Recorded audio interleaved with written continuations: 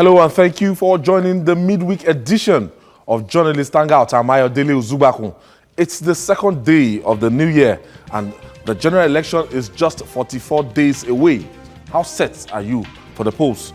Today on the program, Northern traditional rulers warn that insecurity may mar general election as Governor Shettima admits worsening security situation in Borno State. ASU talks tough ahead of the meeting with INEC as Labour ministers say federal government has provided funds to meet unions' demand. And later in the show, Power Ministry budget 168 million naira for generators and fuel. I'll be hanging out with Gani Kaide Balogun Jikebi, Wale Adeoye, and Asuko James. So if you're ready, let the hangout start now.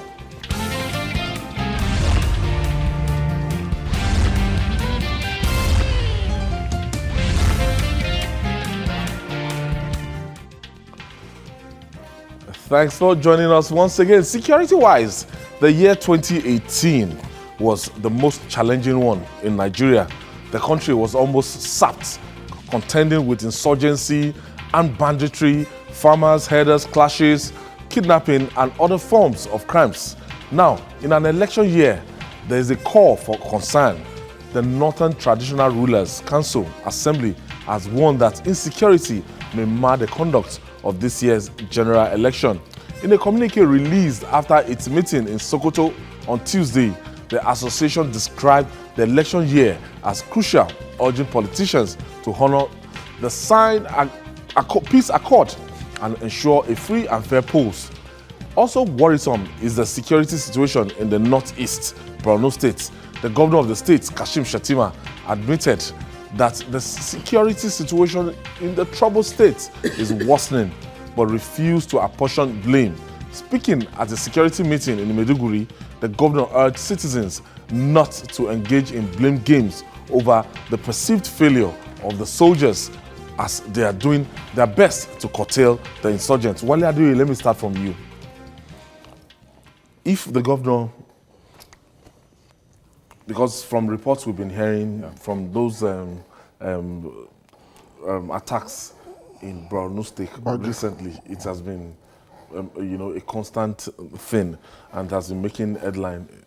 So, and the governor is crying out, although because it's his party that is in government, so we understand that he's not apportioning blames, but he did that in 2014. Came out point blank and blamed the government for their inability. What is Kashim Shettima telling us that we don't know? Well, I think from what we are seeing, Boko Haram has dominated discussion since 2010. We're in 2019. Boko Haram still becomes a major issue. And I think throughout last year, 2018, it was a major issue almost every week. And I think what the governor has just done is to admit the subjective reality on the ground, that Boko Haram is getting more embodied, becoming more daring.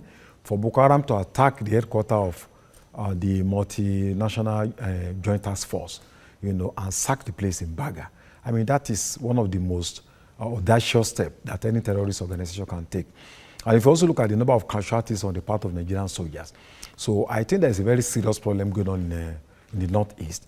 I think it is true that the crisis might affect the election, but I don't think it can create a kind of fundamental paradigm change in terms of stopping the election, but it can actually create pockets of disruption in certain polling booths. But I don't think it is a major crisis that can, lead probably to a shift of date, in terms of the polling election that has been set for this year. So I think what the traditional rulers are saying is a wake-up call that we need to rise up on time to the situation before it gets out of hand, especially now that we have a major election coming in February this year. DKB, what should we do? Well, the first thing is to look at what we have done in the past. Personally, I'm not enamored with the call by traditional rulers. They are a major part of the problem of the North. And of course, like you and I know, Nigeria has not been blessed with a very nationalistic elite. our elite are basically short-sighted and self-serving. But even within the crowd of self-serving elites, the North takes the cake. The elite are even worse than those from other parts of Nigeria. So when people whose children populate the Army Officers Corps, who ensure that son of emirs are the first line to take plum jobs in the nation's armed forces, to come out and say this is begging the question. And I think the earlier they accept the fact that the ruling class has failed, the earlier we can solve this problem of insurgency. The governor is seriously putting his head in the sand. He doesn't want to apportion blames, but he's already apportioning blames. Because it's obvious that we know those he blamed in 2014, and the governor, as well as the continuum, does not change facts that what we have on the ground is a very dangerous precedent that we cannot wish away. We said it before on this program, we are in the middle of a war. Incidentally, the entire North is now a theater of war, from Zamfara in the northwest to Borno in the north to North Central. Nowhere is safe in the entire North. And yet people don't want to apportion blames. They still want to behave as if those who are doing the attacks are from the moon, and they don't want to do the right footing. The first step in this matter is to accept responsibility by the elites in the North. They're moving to solve the problem. Until that is done, you're just going to go around in circles. Asuka, what's the problem? Well, the problem comes from, like we know, the major failures of Boko Haram, which I feel and which everybody knows is one, economy, and two, education and moral decadence. You know, this is what this whole issue about Boko Haram, and just like GKB just said now, it is because the traditional rulers down there didn't see that problem, the Boko Haram, as being a major problem that would snowball into what it is today, you know, and they just felt that it was just going to come and go. But unfortunately, it has really gone out of hand. Since 2009. I remember, I think it was last year that the Sultan was saying that it is even the traditional rulers that even was hit, you know, even the emir of Ado Bayero was once attacked. The emir of Kano, Sanusi, was even attacked in the mosque, but he was not. They thought he was in the mosque, but in Kano, but he was not there. Then they have even killed emir, like the emir of Goza, that was killed on his way to a burial in Gombe. You know, so if you look at it, the traditional rulers down there is good that they are now seeing the realities. Like the reality has now dawned on them. You know, that they have to take this issue once and for all. They are looking at the election. Me, I was even saying, why is it that it is close to election that they are even talking about this? We don't need to talk about the elections. If the elections were not close, are they not going to say something about the killings? You understand? Because in Metele that they killed people, they killed soldiers, about 40 soldiers. In Baga that they also attacked, people, human beings were being killed.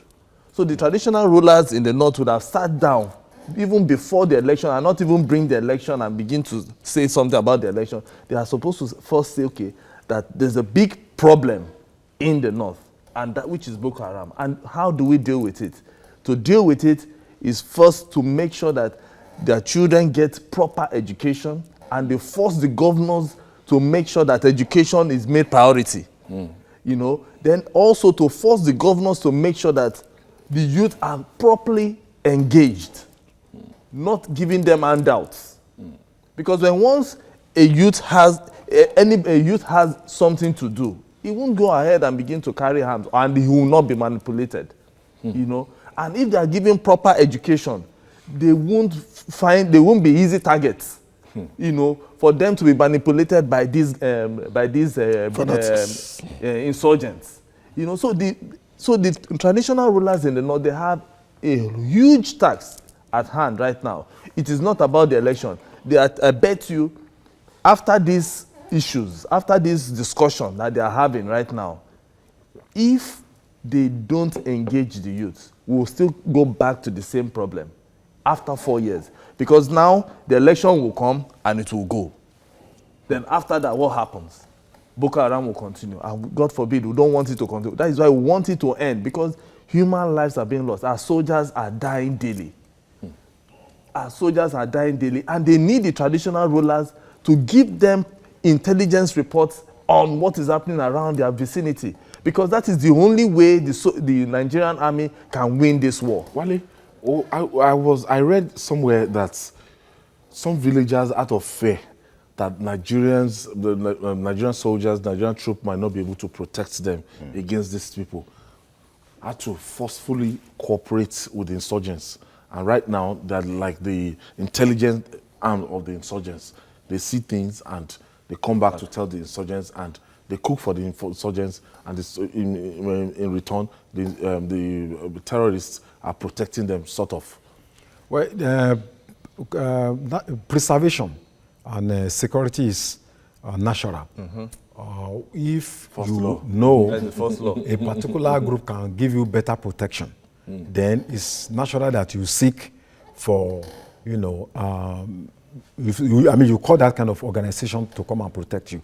At the point in the Southwest here, and even now, some people would prefer to go and call OPC to come out. In fact, most private homes, nobody wants, some people, if they offend you, go and call OPC instead of looking for this. Because there is a kind of breakdown of mutual trust between the public and security organizations, security institutions. So people prefer to use to provide their own alternative. So if the Boko Haram can say, look, we are going to protect you from crime, from assault or whatever, and then they take over that kind of territory, you don't blame the community if they decide to say, okay, we are going to support Boko Haram. So the Nigerian government needs to prove that it's on a higher moral ground in terms of its relationship with the public in those communities. If the army is not popular among the communities, there's going to be a problem. They will not get support. For instance, if there are a lot of human rights violations, they arrest people, there is an attack somewhere, then you go to the whole community, you side the whole community, you are going to lose support. You are going to lose public support. You are going to lose public sympathy. The people, instead of giving information to you, will rather sabotage your effort. So in terms of fighting that war, army must, work within the framework of international conventions so that they don't begin to harass civilians. And knowing the typical Nigerian army, they are fond of that, brutalizing civilians, attacking them and all that. So if they continue to do that, to violate the human rights of people in those communities, they will lose the trust and support of those communities. GKB, how do we marry the needs, as in the protection of human rights?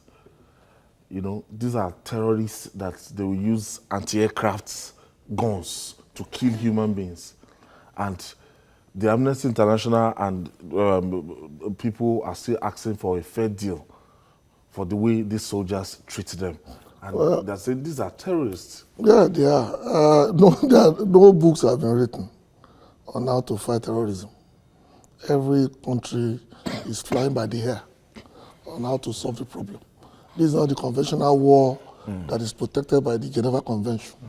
Because there is no standing army that you are looking across the savannah. I will obey the law of entity, as it were, detente, as they call it. But having said that, it doesn't take away the fact that people you are protecting are Nigerians. They are not foreign nationals. And therefore, there must be a balance between the need to protect them despite themselves, or to work in such a way to things that work. My fear is this. I don't have the figures, but under this Chief of Army Staff, Bretai, by the time he leaves office, I'm sure the figures of casualties will be close to that of the Civil War. I don't have figures. I'm not quoting anything.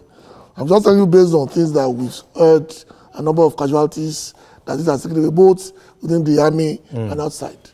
All things being equal, we don't know when he will leave. I think personally, he has run out of ideas. But that's my personal opinion. I think they should give somebody else a chance to prove himself. He has shown in the last few years that he has given the best that he could. And so far, things are not working. But having said that, we must also realize the fact that if this does not stop, and we do not change the guard, we have no excuse to blame the community to go to the other side. Because we've done what they are supposed to do. They waited on the army, they waited for protection, they didn't get it. They waited for change in the guard, that maybe the new man will bring fresh ideas. And they've now realized that the man is not going anywhere. So you cannot blame them in good conscience if they are going to look for protection from the other side, as it were. But like I said, I don't have facts, I don't have figures. But the way things are going, before this Chief of Army Staff leaves office, we may have more casualties than the Civil War. Sambo Dansoki in 2014, if I remember, was it 2014, delivered a lecture in the Chatham House. That was where he dropped the snippets about, you know, because of the security situation in the Northeast, that they had to postpone. Yeah. That was when the first time he flew that kite, and the rest they say is history. Now, what I'm asking you now is that situation they are in the Northeast, like in Maiduguri now, I think it's only the people at the state capital. And I'm sure INEC officials, no matter how guarded, they can't venture out of the Maiduguri capital to say they want to conduct election. How do you deal with this situation? It's going to be a very tough one for INEC, because INEC will have to conduct elections in those areas that even the insurgents are. No, I know maybe it's you a understand what I requirement. mean? Yes, I know. Yes, because everybody has to be captured. They have to find a way to make sure that everybody is captured, everybody votes in the election. But INEC, we can't also put the officials of INEC at danger. You know, so that Dansoki was also looking at that. Even though then too, the opposition party, you know, frowned at it. You understand? Back then. But as it stands today, I can categorically tell you, Ayo, that it will be very difficult for us to, you know, conduct elections in some parts in Borno State. Because even the governor has also expressed, the governor is a very strong man, honestly. For him to have, have hope. He's always exuding that hopefulness, you know, believing that something, somewhere, you know, will happen before the elections. He still has belief in the Nigerian army, you know, in the military, that they are going to deal with this situation. But will INEC have that confidence to say that they will go to as far as Baga, as far as Goza, as far as Mitele, you know? Let's take Otaro, our first caller.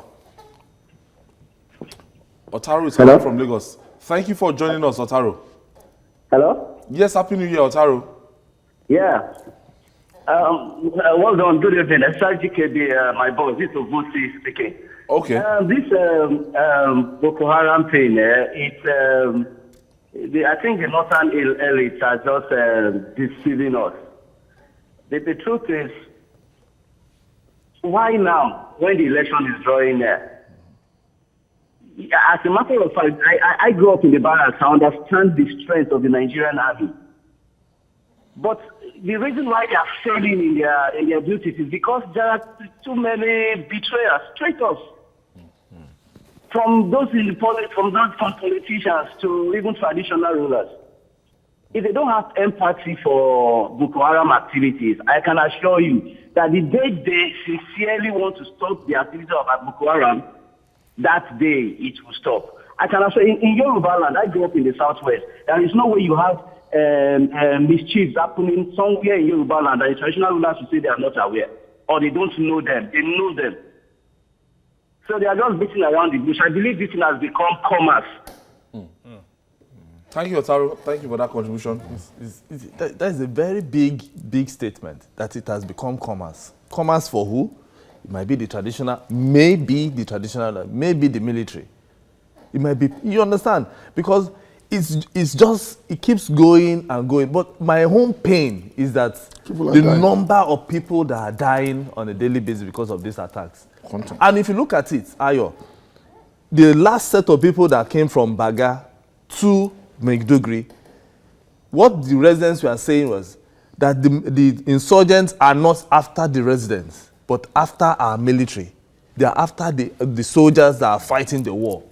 So it tells you something, that these guys are ready for this battle.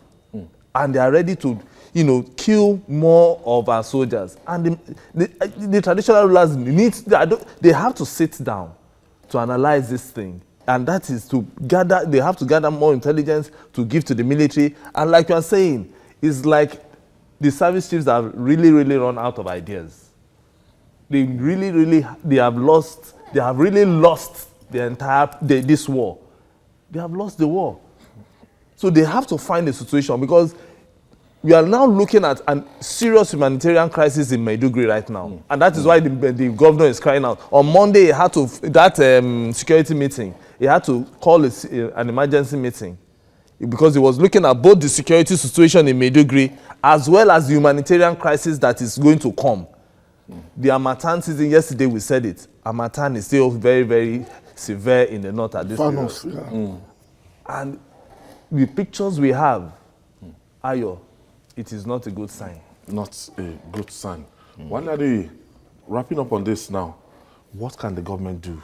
It's barely 50 days to the election, and in 2014, we gathered that the government of Goodluck Jonathan actually hired mercenaries to be able to keep them at bay. From South Africa. Well, I don't think postponing the election is the issue. Because and nobody has mentioned that. We have 4 years. I think to prepare the election for, date is like yes, we have 4 years to prepare for this election. So shifting the date will not make any significant difference. So I think the military, in collaboration with INEC, they should work out a strategy that can guarantee the democratic rights of voters in Borno State. At the same time, not to jeopardize the safety of those voters. All right. Okay, let me take this break. When we come back, we'll talk more. It's still Journalist Hangout. Stay with us.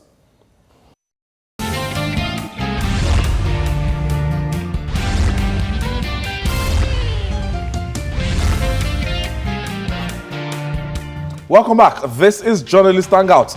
Now, the contrasting report emanating on the lingering strike by university lecturers put one in a fix. On the worrying side of the issue, the Academic Staff Union of Universities, ASU, said the strike would not be called off until the federal government meets the demands of the lecturers. Ahead of ASU meeting with the Independent National Electoral Commission, INEC, on Friday, President of the union, Professor Abiodun Ogunyemi, explained that the strike is in national interest. Hence, their resolve not to yield ground. On the cherry side of it, the protracted strike may soon be over, according to Nigeria Minister of Labour and Employment, that's Chris Ngige. According to Ngige, government has made provision for funds to meet most of the demands of ASU in the hope of ending the strike this January. Gentlemen, GKB, I think this is a good news. Our children will have to go back to school. On a lighter note, ASU going to on strike, it's like Nitel going on strike in the days of GSM. They represent, that is the equivalent.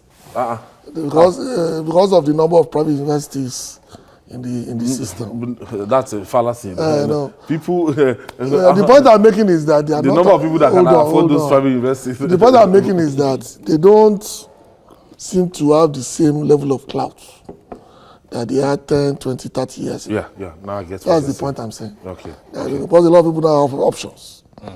Something like this would not have happened 30 years ago. People by now, traditional rulers, would be coming elders, will have intervened. But now they just left them to their devices and leave them to work with government.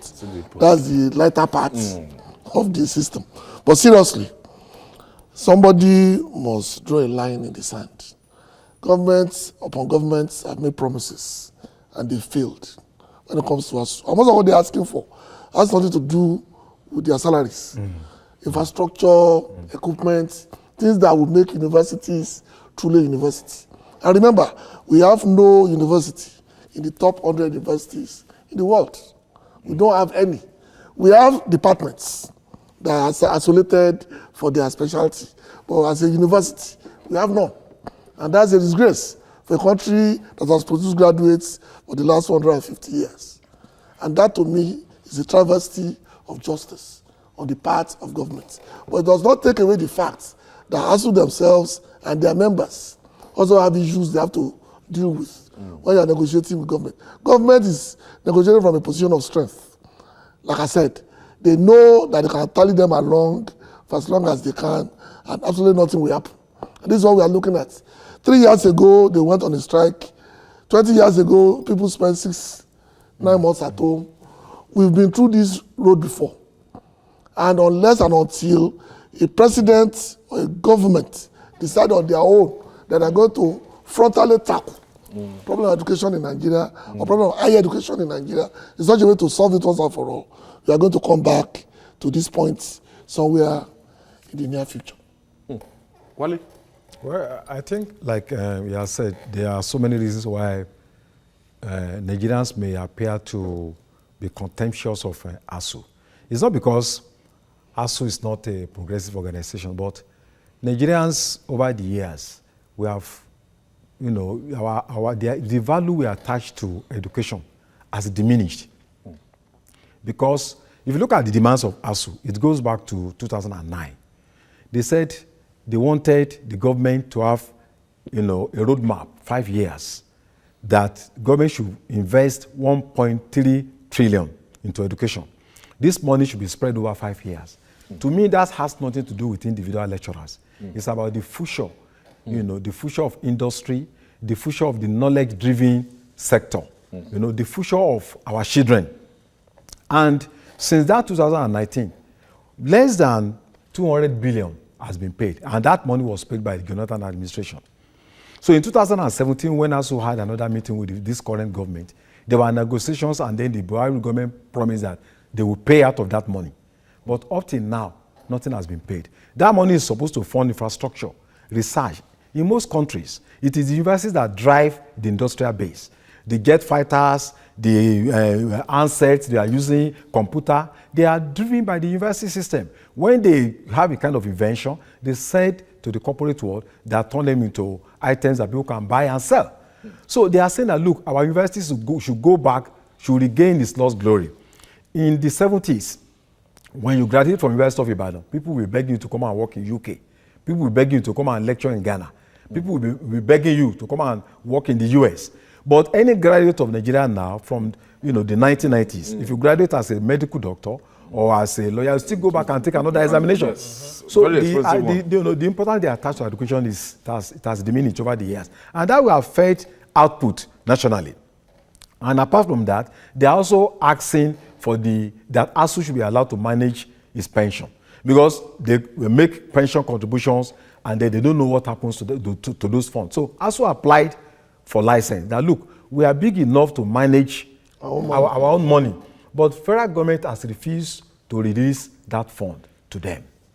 You know, I mean, to release the license for ASUU to manage its fund. And they are also raising complaints about the chairman of the negotiation panel, which is Justice Babalaki. Dr. Babalaki. Yes, they have accused him. I don't know that. That's his father. Oh, yes. His father is Justice. Yes, okay, Dr. Babalaki, sorry. That is, you know, that is associated with private devices, also trying to get a license for private. That kind of person will not be impartial. So I think they have very good grounds. He has denied that several Yes, he has denied, you know, but if they are saying that they don't have confidence in the chairman of that panel, there's nothing wrong, you know, to allow him to step down, then you have another person. So I think the demands being made by ASUU, I think it's in national interest. And I don't think election should be brought into the picture because this thing has been on since 2019. They did not contemplate this election. 2009, sorry. They did not contemplate this election when they started in 2009. So if you look at the substance of the demands of ASUU, I think they are in the national interest. And I think government should listen to them. They should work out a roadmap whereby at least they can reach a negotiation so that the election can go on. Because 70% of their hard work workers of INEC are from the school. So we need them to be part of this election. But we should not blackmail ASUU to now say that you know, they are making personal demands. Not in any attempt to blackmail ASUU, but the reality is that some people will argue that the reality is that this government is broke. That these demands are not something that started, you know, today, and you cannot fix it. I'm trying to just play the devil's advocate here. You cannot attend to their demands, to all of their demands right now. Well, I've been a victim of strike when I was when I was in school too, so I know what it is. What's that school again? To be a victim of strike, I know what so many students out there will be feeling right now. It's not a proper thing, because by the time you know that, okay, after the Christmas celebration, the New Year the next thing celebration, you're supposed to go back to school. January, you're out, and then you start counting your age plus 4 years. Then when NYSC, then and some of those entry-level jobs, they'll tell you should not be more than 27, 25. Yeah, you are spending 8 years because of 4 You years. spent close to a year or two at home doing nothing because of strike. So you're already, relatively. you just know that by the time you leave school, you're out of job. That is the mindset. And that is what we are talking about here in Nigeria, in the present day Nigeria, because any vacancy you see is no more than 27. In some banks, they say no more than 25. So you put these children, or you put all these students at a position of being disadvantaged. And not all parents can afford this private universities. No, not all parents. Not all parents. And that is the problem. So if you look at it. Okay, let me quickly pick Rafiu's call. Rafiu is calling us from Lagos. Thank you for joining us, Rafiu. Hello. Yes. Good evening, Father, sir. Good evening. Firstly, I would like to commend this program for the educative issue that you have been giving to us. Thank you so much. So what I want to contribute on is about the Boko Haram issue. But even though this ASU issue is among us, but all what is happening in these sectors are all corruption. So I will do the story in this way to be understandable. Yeah, I think you are getting it. So it is matter of corruption. Even this insurgency that we are talking about is a matter of corruption. Our leaders are so corrupt. Remember that. Let me do the story like this. If a corrupt leader goes to abroad and have a multi-billion business in abroad, if them there, they want an advantage of insurgency. Yeah. It is easy to send that corrupt person to his country back to come and create insurgency, because he will not want to lose the business he has. Thank you for your contribution, Rafiu. We have limited time. Thank you for your contribution. Asuko. Yeah. So let's get back to your question. The federal government is saying they are not buoyant. Let me not say they are broke. They are not buoyant enough. And so far, they've had more than 7 meetings with ASU over these same issues. And these issues are not personal issues.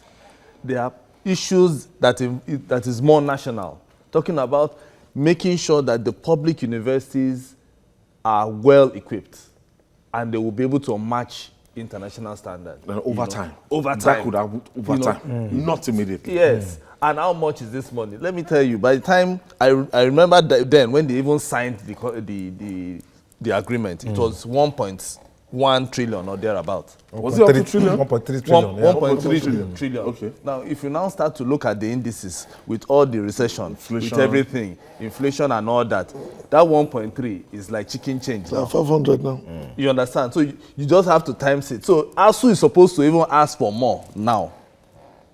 They're supposed to ask for more. So the FG, what I expect the FG... that the minimum wage issue is still there, yes. Now, what the FG is supposed to do now, because it's like ASU is hell-bent on not shifting ground. So what they should do now is, how much can they pay ASU? Yeah. Or how much can they release to ASU to start work, so that people will start to see those things being done. Oh, we have 20 billion. Oh, we have 30 billion. And let that money enter the account immediately, or the contractor's account, so that ASU will be able to have confidence in the federal government. If they don't do that, we will just keep saying that, okay, that the situation will keep degenerating, and eventually we will have situation that nobody is going to conduct this election properly. Yesterday we discussed this same issue. We need the university lecturers to be involved in the election process. For credibility. Because, yes, for credibility. Because, and then some of these VCs are the ones that are returning officers. You know, At state level. At state level. So we need them. The federal government should understand that. We don't want a situation whereby the election will be postponed because of a minor problem that they can easily solve. Of manpower. You know, so I believe that the federal government can do something. And the only solution is to be committed to this agreement. And the commitment is, fine, we can't meet you this way, but we can meet you this way. And this is it. Negotiation. Actionable. It's just actionable negotiation. Not something that is just going to be, okay, go, we are going to do it. GKB, when you look at it, now the trend is not even taking your kids abroad again. People now go to Togo, and Benin Republic, and Ghana. And we have 80% of their schools there. Well, filled with some Nigerians. schools are even built purposefully for Nigerian students. Oh, wow. In a French country, that's the only Francophone place that they speak English. Of course, it's called the law of demand and supply. If you cannot get a supply to meet the demand, Get the infrastructure in place, get everything in place. and then we keep building new schools, new universities without really equipping and making sure that the old ones are up to standard. It's a Nigerian conundrum that we think new things are better, and that old things are bad. It's a problem we have across board. That's why when you see some quality old-time infrastructure, the first thing they want to do is pull it down and put a shiny glass house that has no meaning, no emotional attachment to that environment. So the same thing applies for our school. I think ASU government has reneged on so many agreements that the only thing that will make this work is for government to start work and then see it before calling off the strike. Because I can remember that even 3 years ago, during the days of body language, remember, when Buhari just came in, and one of the things that the ASU agreed that, okay, there's a new man in charge, let's give him time. He made a promise of 7 days. Okay. And then 7 months GKB, later, nothing has been done. let me pick up Ogechi's call. Ogechi is calling us from Lagos. We seem to have a lot of Lagos callers today. Hello, Ogechi. Good evening. Good evening. Good evening, Mr. Yo. All right, go ahead with your contribution. I greet every one of you there. Okay. I know you, every one of you. I just want to contribute on this issue. I just want to say that there is no amount of money you get these lecturers that is more than enough. Because these people are the people that are looking for the good of these people, of the youth of these Nigerians. By these guys saying that it will cause a lot of problems. It will bring more Boko Harams in the town. It will bring more thieves in the city. The while government did not give the reason why government did not give attention to ASU is because every one of their children are not schooling in this Nigeria. That's true. They have no stake in the matter. Thank you, Ogechi. Ogechi has said it all. Ogechi said, there was a time in Nigeria you didn't have private universities. Yeah. Exactly. As at the time that some of us went to university, we didn't have that. Or we didn't have a That private choice. university. So everybody, you go to the same school and everything. In those days, by now, the traditional rulers, everybody, the leaders of the ruler everybody would have come together and the whole nation will feel it. The impact of ASU strike. That's so moving forward now, Wale, when you want to look at the decadence and the position of this government, at the end of the day, we have election to run in the next 44 days. So how do we meet at the middle ground? I think the Buhari regime should honor a part of the agreement substantially. And one of the things I expect the government to do is at least to commit some funds. The money is not going to private pockets of ASU members. It's going to the accounts of those universities. So it's not for ASU members.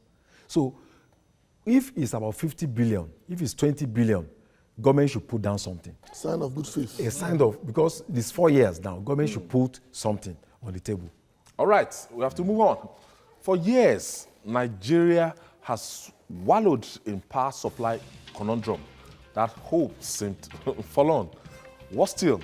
Actions of authorities concerned discourage rather than raising hope of citizens in any improvement. Now, we are rather amused that as the Ministry of Power, Works and Housing tries to improve electricity supply, it is also making huge budgets for the purchase, maintenance and filling of generators at its headquarters and various agencies. In the 2019 budget proposal of the ministry, the sum of 168 million naira was said to be earmarked for buying and filling of generators at its offices. Gentlemen, this is a big irony. While we're trying to say, you know, there was a time I went to the IKDC office very close to my area, and I was like, please, I wanted to ask them, in the last, that place now, in the last 3 weeks, we've not had power supply and everything, but I just got there, and the reception, they were using generators. I just kept quiet. Naturally, I couldn't say it, because if the foundation is shaky, what are you going to build on top of it? Wale? Well, it's a realistic budget. The ministry is not deceiving itself. It knows that it's not going to have 24 hours supply of electricity. So it's preparing the budget. I'm almost sure this is not the first time they'll be doing that. Perhaps I was trying to compare what they budgeted some years ago with what we have now. So I think it's also... we should know. We should know. Yeah. So that we know maybe, the thing is coming down. Yeah. I think it's a very strong signal to Nigerians that 2019, go and budget for generator, budget for fuel. And it's also a message to corporate institutions, banks, the industrial sector that, 2019, you're on your own. So we have seen that clear message from what, the power ministry has done. But beyond that, I think we need to look at the lack of provision of electricity as one of the fundamental affliction of Nigeria. If we don't get that right, you can't talk about industrial growth. You can't, look at Nigeria, 170 million people, 4,000 megawatts, almost the same with what Ghana generates. So it's really a shame. And every year we come with excuses, we come with, blame the game on this and all that. But it's 4 years into the government now. What fundamental difference have you made? For me, I think these companies were registered in 2003. The Prime Minister actually said that the situation has improved. I don't know in your area. But we're in a better position to say it. Okay. Because we have to at least fact are sacred. Yeah, in my area, the electricity has improved tremendously. And like I said on this program a couple of months ago, the use of generator in my household, of course, has gone down seriously. Yeah. It doesn't mean it's perfect. Yeah. It means that. But making improvements. Yeah, of course. I think the problem is basically about distribution. The last leg is the problem, not generation. And according to the minister, the challenge they have is that most owners of the discos are what they call briefcase contractors. And that the way the contract was signed, it was like putting a gun to the head of the federal government to dare them, to sack them. Because government is ensuring their loans, is paying overhead. And until this man came, we are paying something called one funny tax, 750. That we are paying.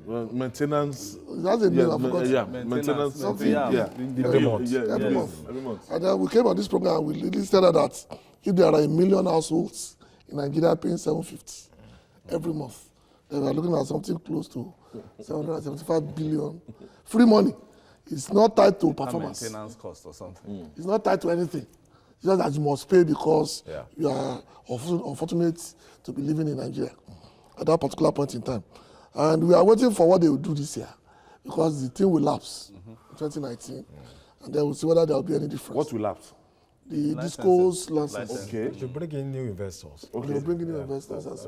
And true, I've spoken to lawyers and they said that the contract is beyond fraud. That because what you simply said is that ASUCO will come in and I'll give Asuko my money. And Asuko has the right to go to the bank and get loan that I will guarantee. So Asuko can conveniently not do anything, and he'll still be making money, and I'll be paying the debts. So it's like handing over NEPA to people who has no experience doing anything about it. And remember there was a whole movement against that 750. I forgot the name of it. That's a peculiar name. It's like meter maintenance. It's always on the bill. Whether you have electricity or not, you must pay. Why is it difficult to have this prepaid meters? That is why, because prepaid ensures it's like our population. There are some people who don't want you to know how many we are. It doesn't fit into their narrative. Despite all that, the parameters used all over the world to judge population sizes vis-a-vis geographical area, it's only Nigeria that is 360 against the wind.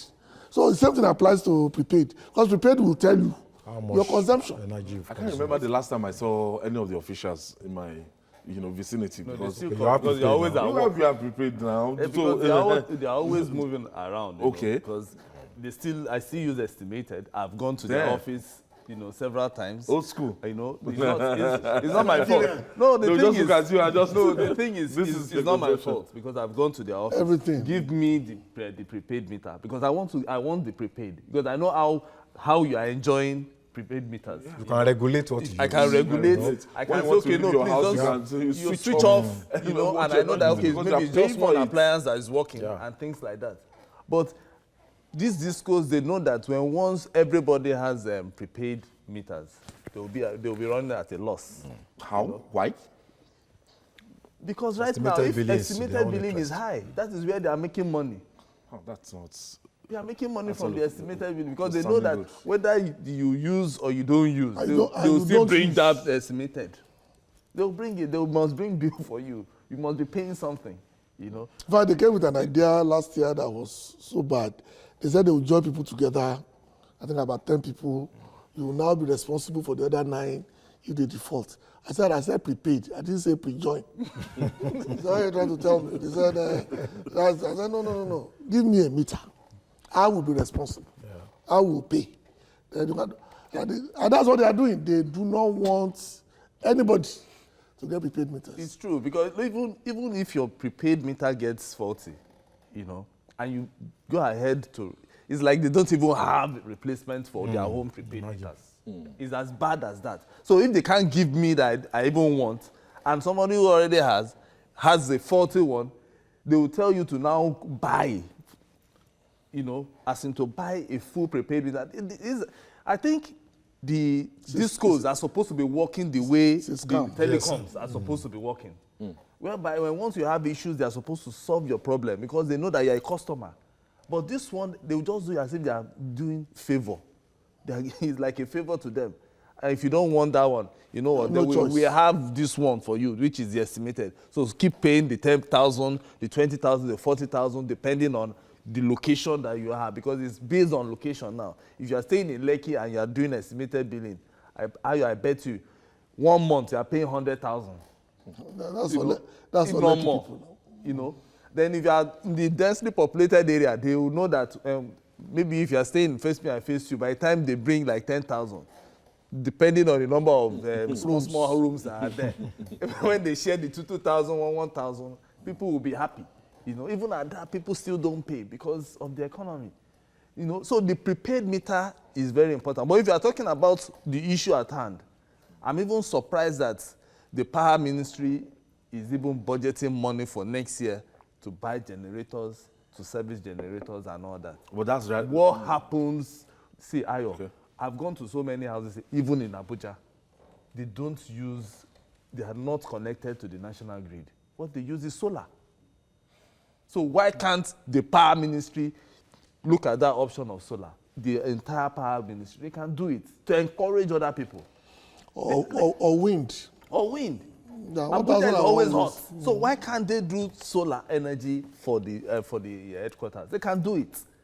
Is that this money that you are talking about, Ayo, to maintain this solar panel and all that is not expensive for the people that have this, this solar panel. So the headquarters should be thinking about that, so that 2020 the next government or the next minister of power will not come and say, they didn't pay NEPA bill for the headquarters last year. So we are going to pay for NEPA bill, 100 million. buy another generator, because it's every year that they buy generators. That is how they do it. I don't know how. It is only in Nigeria that they buy cutleries every year in the budget. You still see it in the budget. Furniture. Everything furniture they will buy every year. It's the same thing. The budget will not go down. It will be going up. You know. So we have to also. Oh God. Solution, please, because we need to break the monopoly of the discourse. Seriously. This year, I hope more investors will yes, come in. yes. In the entire Lagos now, we have IKDC and Eco District. But if you check Ogun State, I think it's taking like 3 states. Yeah. So we need So it's to. volume, not size. Yeah, I think states should get involved. Individuals should get involved so that we can break this monopoly, this tyrannical monopoly of a very few conglomerate organizations, so that more people will be involved, just like GSM. And then I think that we all actually reduce the price that consumers pay. Yes, I think like next year that we know that their licenses will be This year. This year. Sorry, we are in 2019. So they should now. And the federal government more players. get the people off the hook, Yes, as in yes, They now. should. They should. It shouldn't We be need the more business of players. federal government to be giving license. States should be able to give license to even local to power governments can generators, even go into local business too. So the federal government should hands they have off. power now to say, Of course, they okay, sign the I don't agreement. want to After this retain time, they your have to- services they have and to everything do after it. there. Yeah. Yes. So it's one of the problems of our federation. Because I gathered that by the time they wanted to sign the agreement to take over, they too, the discos, they complained that they didn't know that the rot in the sector was that much, as in the infrastructural development, the money, They are and good everything. businessmen. They will They would have done known due the diligence. yes, They will have, of yes. course. stock That taking was before. done. So I mean, both I assets told and you they are liability. briefcase contractors most of the time. You're some very influential people getting together to buy. Remember, there was a state that they have to take away the disco because certain people are not comfortable. There are certain people from There was a time they certain parts said of they the want country. to Delta Disco was looking for a buyer that they want to sell it to, that they're tired. There's No, pro- but there's problem of still, expertise. we can still give it to Definitely. this. We can still give it to Fashola, since it's coming. All the equipment for power supply, the issues around it, the legal issues around it, he has been able to solve the problems. No, he's trying his best. So he has really done a lot to make sure that Nigerians, in the next couple of years, we'll be talking about stable power supply, because he has done. I remember going for a press conference which the minister was, and he complained that about 93 containers or 83 containers were lying and rotting away in the port. That story. So He's trying issues his like best, that. but there are so many limitations. When you listen to issues like, you just shake your head for Nigeria. But I know he has been able to bring out all those things. Those equipment are now out, but the major problem is always the distribution. And the federal government is still in charge of the substantial transmission and Generation. I think transmission is the security one. Yes. That has to do with Generation, transmission. And even if they generate the transmission, they need to readjust the transmissions, because most of the transmission, the wires and all that, they are outdated. obsolete. Well, gentlemen, I must thank you. Asuko James, thank you for your contribution. Wale Adeoye, thank you so much. And GKB, thank you so much for contributing Always a this pleasure. edition. And that's a wrap on Journalist Hangout today. And join us tomorrow for another interesting episode. You can also watch Journalist Hangouts on our platforms showing on the screen.